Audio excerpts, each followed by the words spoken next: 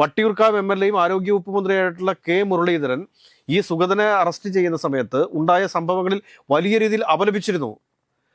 അവിടെ അങ്ങനെ ഒരു വെടിവെപ്പ് നടത്തി, അങ്ങനെ ഒരു സംഘർഷാന്തരീക്ഷം സൃഷ്ടിച്ചത് പോലീസ് ശരിയായില്ല എന്നുള്ള രീതിയിലുള്ള പ്രസ്താവനയുമായിട്ട് രംഗത്ത് വന്നായിരുന്നു.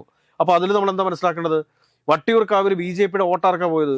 ജനങ്ങൾ തെരഞ്ഞെടുത്ത ജനപ്രതിനിധികൾക്ക് അവർ യോഗം ചേരുന്ന കൗൺസിൽ ഹാളിൽ വെച്ചിട്ട് മേയറുടെ കാലൊടിഞ്ഞിരിക്കുന്നു.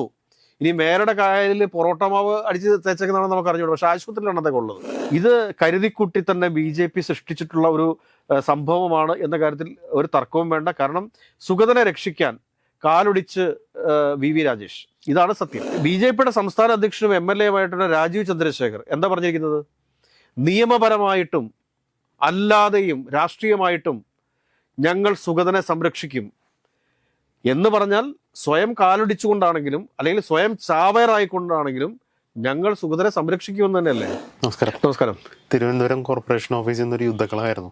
സത്യപ്രതിജ്ഞാ വിവാദവുമായിട്ട് ബന്ധപ്പെട്ട് BJP കൗൺസിലർമാരും പ്രവർത്തകരും LDF പ്രവർത്തകരും തമ്മിൽ ഏറ്റുമുട്ടുന്നു. മേയർ VV രാജേഷിൻ്റെ അടക്കം കാലൊടിഞ്ഞ് പ്ലാസ്റ്റർ ഇടുന്നു.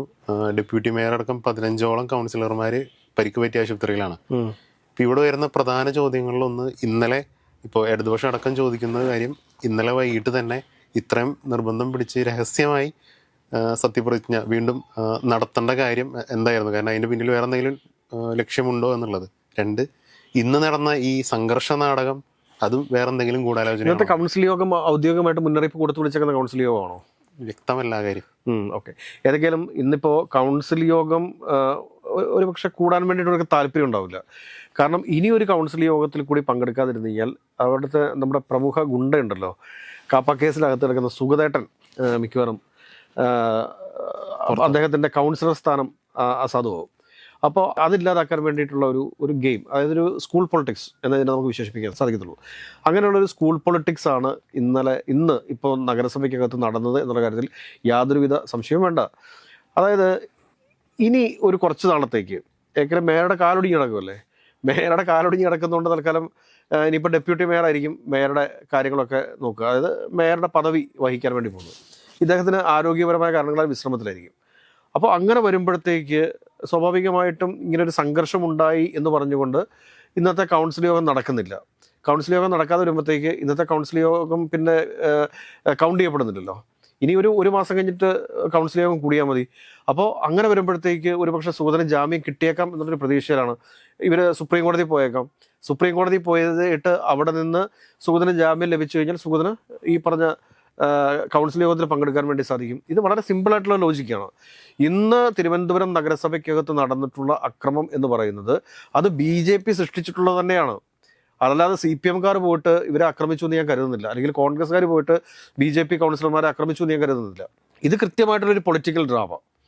ആ പൊളിറ്റിക്കൽ ഡ്രാമ എന്തിനു വേണ്ടിയിട്ടായിരുന്നു എന്നൊരു പ്രധാനപ്പെട്ട ചോദ്യമുണ്ട്. ആ ചോദ്യത്തിനുള്ള ഉത്തരം എന്താണ് എന്ന് ചോദിച്ചെങ്കിൽ സുഗതനെ പ്രൊട്ടക്ട് ചെയ്യാൻ വേണ്ടിയിട്ട് മൂന്നാമതൊരു കൗൺസിൽ യോഗം കൂടി നടന്ന് ആ കൗൺസിൽ യോഗത്തിൽ സുഗതൻ പങ്കെടുക്കാത്ത പക്ഷം സുഗതൻ്റെ കൗൺസിലർ എന്നുള്ള പദവി അസാധുവായിട്ട് മാറും. അതെല്ലാവർക്കും അറിയാവുന്ന ഒരു നിയമവശമാണ്. അപ്പോൾ അത് എങ്ങനെയും കൗൺസിൽ യോഗം നടത്താതെ കുറച്ച് നാൾ നീട്ടിക്കൊണ്ട് പോയിട്ട് അവിടെ ഒരു എന്താ പറയുക, ഒരു കലഹത്തിൻ്റെ അന്തരീക്ഷം സൃഷ്ടിച്ചിട്ട് ഇതിപ്പോൾ മേയറുടെ കാല് തന്നെയല്ലേ ഒടിഞ്ഞേക്കുന്നത്? നിസ്സാര കാര്യമാണോ? ഒരു കൗൺസിൽ യോഗത്തിൽ ഒരു മേയറുടെ കാലൊടിയുക എന്ന് പറഞ്ഞു കഴിഞ്ഞാൽ കേരള ചരിത്രത്തിൽ എവിടെയെങ്കിലും കണ്ടിട്ടുണ്ടോ? ഇത് CPM-ൻ്റെ പ്രധാനപ്പെട്ട ആവശ്യം എന്തായിരുന്നു? CPM-ൻ്റെ ആവശ്യം എന്ന് വെച്ചാൽ സുഗതനെ അയോഗ്യനാക്കണം. വളരെ മാന്യമായിട്ടുള്ളൊരു ആവശ്യമാണ് അവർ മുമ്പോട്ട് വെച്ചിരിക്കുന്നത്. അതുകൂടാതെ തന്നെ ഇന്നലെ അടിയന്തരമായിട്ടൊരു കൗൺസിൽ യോഗം വിളിച്ചു കൂട്ടുന്നു, സത്യപ്രതിജ്ഞ നടത്തുന്നു. എന്തൊക്കെയാണ് കാട്ടിക്കൂട്ടുന്നത്? അതൊരു രഹസ്യ സ്വഭാവത്തിലായിരുന്നു. അങ്ങനെ വിളിച്ചു കൂട്ടാനായിട്ടുള്ള സാധ്യതകളുണ്ടോ? അതിൻ്റെ നിയമവശങ്ങൾ എന്താണെന്ന് കൂടി പരിശോധിക്കേണ്ടതുണ്ട്. എനിക്ക് തോന്നുന്നു ചട്ടവിരുദ്ധം എന്ന് LDF പറയുന്നുണ്ടെങ്കിൽ UDF എന്താണ് ചട്ടവിരുദ്ധം എന്ന് പറയാത്തത് എന്നുള്ളതിൽ നമുക്ക് ചില സംശയങ്ങളുണ്ട്. അതായത് തലസ്ഥാനത്തിപ്പോൾ അല്ലെങ്കിൽ തിരുവനന്തപുരം കോർപ്പറേഷനകത്ത് ഈ പറഞ്ഞ CPM മാത്രമാണ് പ്രതിപക്ഷത്തുള്ളത്. UDF-ഉം ഭരണപക്ഷത്തോടൊപ്പമാണോ നിൽക്കുന്നതെന്ന് നമ്മൾ സംശയിക്കേണ്ടിയിരിക്കുന്നു.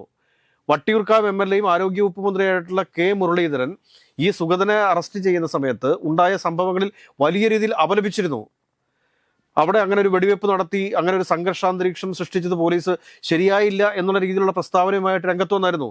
അപ്പോൾ അതിൽ നമ്മൾ എന്താ മനസ്സിലാക്കേണ്ടത്? വട്ടിയൂർക്കാവിൽ BJP വോട്ടാർക്കാ പോയത്? ആർക്കാ പോയത്? UDF-നാണെന്ന് തന്നെ പറയേണ്ടി വരില്ലേ? എന്തുകൊണ്ടാണ് ശ്രീലേഖ IPS അവിടെ പരാജയപ്പെട്ടു പോയതെന്നുള്ള കാര്യം ഇപ്പോൾ മനസ്സിലായല്ലോ. അല്ലെങ്കിൽ വി കെ പ്രശാന്ത് എന്തുകൊണ്ടാണ് അവിടെ പരാജയപ്പെട്ടു പോയെന്നുള്ളത് ഇപ്പം മനസ്സിലായില്ലേ? അതായത് കോൺഗ്രസും ബി ജെ പിയുമായിട്ട് ഈ കഴിഞ്ഞ തെരഞ്ഞെടുപ്പിൽ വളരെ അടുത്തൊരു ബന്ധമുണ്ടായിരുന്നു എന്നുള്ളത് യാഥാർത്ഥ്യമാണെന്നേ. ആ യാഥാർത്ഥ്യം ഇങ്ങനെ മറനീക്കി പുറത്തു വന്നുകൊണ്ടിരിക്കുകയാണ് ഓരോ ദിവസം ചെല്ലുന്നതും. എന്തൊരു വിരോധാഭാസമാണെന്ന് നോക്കിക്കേ. സി പി എമ്മിന് 2-3 വനിതാക്കൾ ഉൾപ്പെടെയുള്ള കൗൺസിലർമാർക്ക് മർദ്ദനമേൽക്കുന്നു, തലയ്ക്ക് പരിക്കേറ്റ് ആശുപത്രിയിലാണ് പലരും. ഇവിടെ ഇപ്പൊ എന്താ സംഭവിച്ചിരിക്കുന്നത്? കസരക്കാണ് അടിച്ചേക്കുന്നത്. ഇതൊക്കെ യു പിയിലൊക്കെ നമ്മൾ കണ്ടിട്ടുണ്ട്. യു പി നിയമസഭയിൽ എനിക്ക് തോന്നുന്നു 1996 ആ ഒരു സമയത്ത് അവിടെ മൈക്ക് വലിച്ചെറിഞ്ഞുകൊണ്ടും അല്ലാതെയൊക്കെ ബഹളമുണ്ടാക്കുന്ന നമ്മൾ കണ്ടിട്ടുണ്ട്. അതിനുശേഷം പിന്നീട് കേരള നിയമസഭയ്ക്കകത്ത് നമ്മൾ കണ്ടിട്ടുണ്ട് ബാർക്കോഴ വിവാദവുമായി ബന്ധപ്പെട്ടിട്ട്. പിന്നീട് അന്നും ആർക്കും അപകടമൊന്നും പറ്റിയിട്ടില്ല. അന്ന് ആ പടെ ശിവൻകുട്ടിയേട്ടൻ ഇങ്ങനെ ബോധം കെട്ട് വീണു എന്നുള്ളതല്ലാതെ അതിൻ്റെ അപ്പുറത്തേക്ക് വേറെ സംഭവങ്ങളൊന്നും ഉണ്ടായിട്ടില്ല. പക്ഷെ ഇന്നിതാ ഇവിടെ ജനങ്ങൾ തിരഞ്ഞെടുത്ത ജനപ്രതിനിധികൾക്ക് അവർ യോഗം ചേരുന്ന കൗൺസിൽ ഹാളിൽ വെച്ചിട്ട് മേയറുടെ കാലൊടിഞ്ഞിരിക്കുന്നു. ഇനി മേയറുടെ കാലിൽ പൊറോട്ട മാവ് അടിച്ച് തേച്ചേക്കുന്നതാണെന്ന് നമുക്ക് അറിഞ്ഞൂടെ. പക്ഷെ ആശുപത്രിയിലാണ് അതൊക്കെ ഉള്ളത്. പ്ലാസ്റ്റർ ഇട്ടിട്ടുണ്ട്. അതോടൊപ്പം തന്നെ വനിതാ കൗൺസിലർമാരുടെ അവസ്ഥയോ ആലോചിച്ച് നോക്കി. 15ഓളം പേർക്കാണ് പരിക്ക്. ഇതൊക്കെ ഇവിടെ പോലീസ് എവിടെയായിരുന്നു? ഇങ്ങനെ ഒരു സംഘർഷത്തിന് സാധ്യതയുണ്ട് എന്നുള്ള വിവരം പോലീസിന് അറിയാമായിരുന്നുവെങ്കിൽ എന്തുകൊണ്ടാണ് പോലീസ് അവിടെ വേണ്ട മുൻകരുതലുകൾ എടുക്കാതിരുന്നത്? കൗൺസിലിന്റെ ഇരുവശങ്ങളിലുമായിട്ട് ഇവർ സംഘടിച്ചു നിന്നതല്ലേ? അല്ല, തിരുവനന്തപുരം നഗരത്തിൽ തന്നെ പോലീസിന് ഇത് അടുപ്പിച്ച് 2ാമത്തെ വിഷയമാണ് സംഘർഷത്തിൽ ഇടപെടാൻ പറ്റില്ല എന്നുള്ളത്. തീർച്ചയായിട്ടും. ഒന്ന്, ED ഉദ്യോഗസ്ഥന്മാരുടെ വിഷയമായിട്ട് ബന്ധപ്പെട്ട് ED ഉദ്യോഗസ്ഥന്മാർ പിണറായി വിജയന്റെ വീട്ടിൽ റെയ്ഡ് നടത്തുന്ന സമയത്ത്, അവർ തിരിച്ചിറങ്ങുന്ന സമയത്ത് വേണ്ട രീതിയിൽ പ്രവർത്തകരെ നിയന്ത്രിക്കാൻ വേണ്ടിയിട്ട് പോലീസിന് സാധിക്കാതെ വരുന്നതാണ്. പ്രവർത്തകരെ സംബന്ധിച്ചിട്ടുള്ള ഒരു വികാരപരമായ ഒരു നിമിഷമാണത്. അതെന്ന് പറഞ്ഞു കഴിഞ്ഞാൽ അവരുടെ ഏറ്റവും പ്രിയപ്പെട്ട സഖാവിനെ, മുൻ മുഖ്യമന്ത്രിയെ, പ്രതിപക്ഷ നേതാവിൻ്റെ വീട്ടിൽ അദ്ദേഹം ഇരിക്കുന്ന സമയത്ത് അദ്ദേഹത്തിന് പുറം ലോകവുമായി ബന്ധപ്പെടാൻ സാധിക്കാതെ അദ്ദേഹത്തെ ബന്ദിയാക്കി വെച്ചുകൊണ്ട് ED ഒരു റെയ്ഡ് നടത്തുന്ന സമയത്ത് സ്വാഭാവികമായിട്ടും പ്രവർത്തകർ വികാരാധീനരാകും. അങ്ങനെ പ്രവർത്തകർ വികാരാധീനരാകുന്ന സമയത്ത് അവരെ നിയന്ത്രിക്കാൻ വേണ്ടിയിട്ടാണ് പോലീസ് വേണ്ടത്. മറിച്ച് ഇങ്ങനെയുള്ള ക്രമസമാധാന പ്രശ്നങ്ങൾ വേണ്ട രീതിയിൽ നേരിട്ട് പരിചയമില്ലാത്ത ചില ഉദ്യോഗസ്ഥന്മാരെ അവിടെ പ്ലേസ് ചെയ്തിട്ട് എന്ത് പ്രയോജനമുണ്ട്?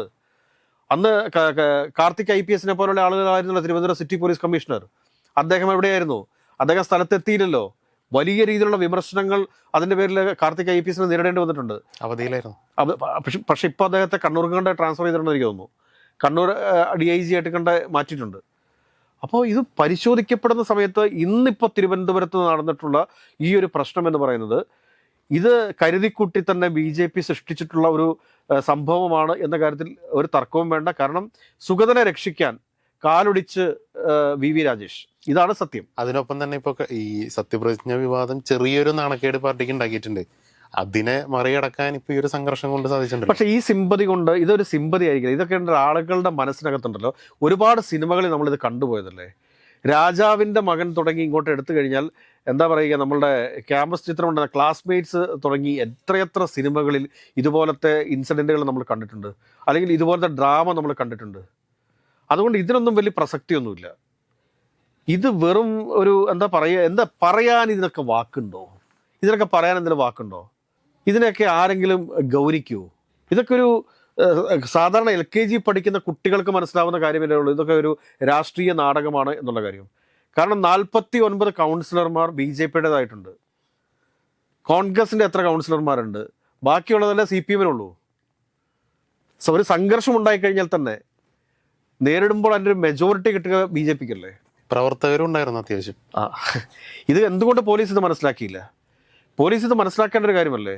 എനിക്കത് പോലീസ് വകുപ്പ് മന്ത്രിയെ മനഃപൂർവ്വം അപമാനിക്കാൻ വേണ്ടിയിട്ട് ചില തൽപര കക്ഷികൾ പോലീസിനകത്ത് നടത്തിക്കൊണ്ടിരിക്കുന്ന ശ്രമമാണോ എന്നുപോലും നമ്മൾ സംശയിക്കേണ്ടിയിരിക്കുന്നു. അതായത് BJP സുഗതൻ എന്ന് പറയുന്ന ഒരു ഗുണ്ടയെ സംരക്ഷിക്കാൻ വേണ്ടി, കാപ്പ കേസിലെ പ്രതിയെ സംരക്ഷിക്കാൻ വേണ്ടിയിട്ട് മേയർ കാലൊടിക്കുക എന്ന് പറഞ്ഞാലത്തെ അവസ്ഥ എന്താണ്? അതായത് BJPയുടെ സംസ്ഥാന അധ്യക്ഷനും MLA രാജീവ് ചന്ദ്രശേഖർ എന്താ പറഞ്ഞിരിക്കുന്നത്? നിയമപരമായിട്ടും അല്ലാതെയും രാഷ്ട്രീയമായിട്ടും ഞങ്ങൾ സുഗതനെ സംരക്ഷിക്കും എന്ന് പറഞ്ഞാൽ സ്വയം കാലൊടിച്ചുകൊണ്ടാണെങ്കിലും അല്ലെങ്കിൽ സ്വയം ചാവേറായിക്കൊണ്ടാണെങ്കിലും ഞങ്ങൾ സുഗതനെ സംരക്ഷിക്കുമെന്ന് തന്നെയല്ലേ? അങ്ങനെയും വായിക്കാം. അത് തന്നെയാണ് വായിച്ചെടുക്കേണ്ട കാര്യം. അതിൻ്റെ അപ്പുറത്തേക്ക് നമ്മളൊന്നും വായിച്ചെടുക്കേണ്ടതായിട്ടില്ല. ഏതൊക്കെയായാലും ഒരു കാര്യം പറയാം, സുഗതനെ ഇങ്ങനെ കാലൊടിച്ചത് കൊണ്ട് സുഗതൻ രക്ഷപ്പെടും എന്ന് ഞാൻ കരുതുന്നില്ല. കാരണം വളരെ സ്ട്രോങ് ആയിട്ടുള്ള ചാർജുകളാണ് സുഗതന് മേൽ ചുമത്തിയിരിക്കുന്നത്. അതുകൊണ്ട് തന്നെ വി രാജേഷിൻ്റെ ഈ ഒരു കാലൊടിക്കൽ നാടകം എന്ന് തന്നെ പറയേണ്ടി വരും. അത് വെറുതെ ആവാനാണ് സാധ്യത എന്നെനിക്ക് തോന്നുന്നു.